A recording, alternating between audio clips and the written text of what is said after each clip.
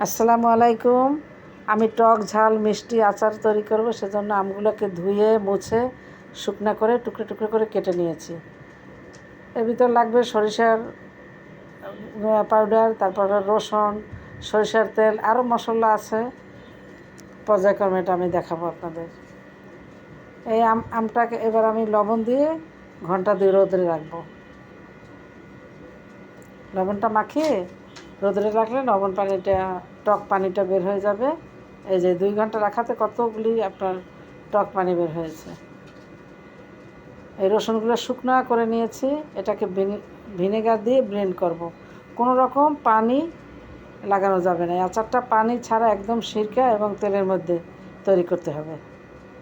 এই একদম শুকনো করে নিয়েছি।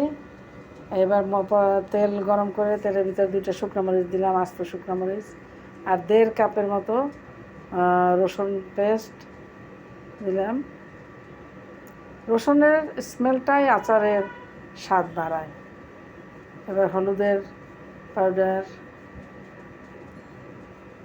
লাল মরিচ পাউডার,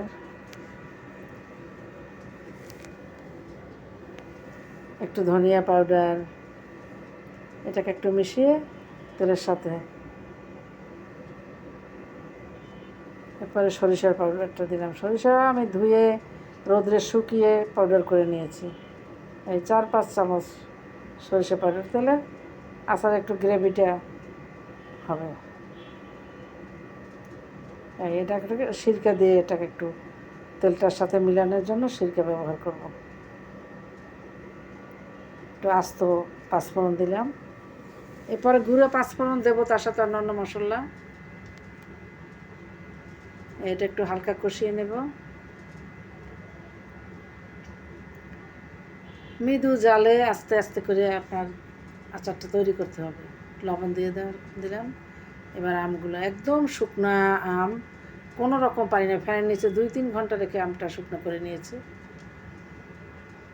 এবার এটা তেলের ভিতরে আর একটু সিরকা দিয়ে সুন্দর আমটা ভালো থাকবে। সিরকার কারণে রসুন পেস্ট সিরকা দিয়েছি, মশলা সিরকা, এখন আর একটু সিরকা দিলাম।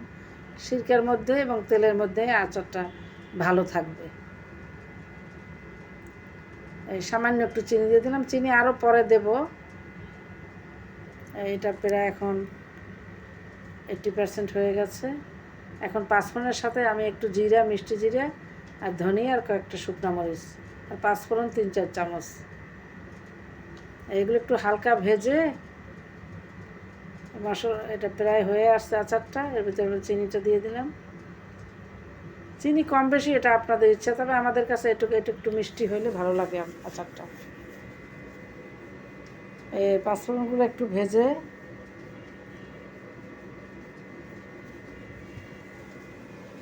এটাকে একটু আধ ভাঙা করে দিয়ে দিয়েছি।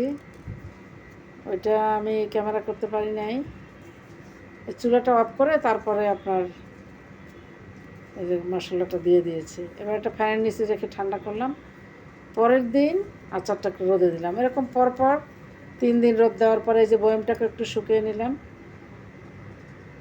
এরপর আমি বয়ামজাত করব, এবং এভাবে আপনারা যদি আচারটা করেন তাহলে 2 বছরে আচার নষ্ট হবে না। আচারটা যাতে পানির টাচ না লাগে, এদিকে খেয়াল রাখতে হবে। অনেক মজাদার আচার।